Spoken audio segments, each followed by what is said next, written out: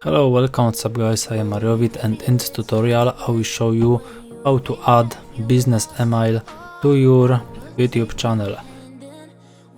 As you can see, here you may have business email like I have, and I will show you how to do it. So you may leave like and subscribe, share to others, write a comment, and let's go.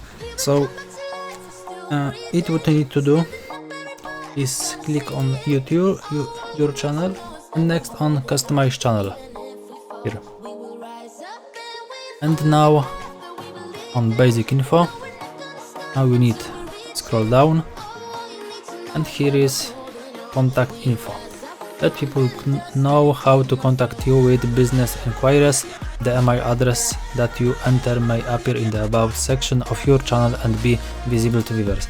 And now you write email which you need to contact, and later you click on publish, and you did it.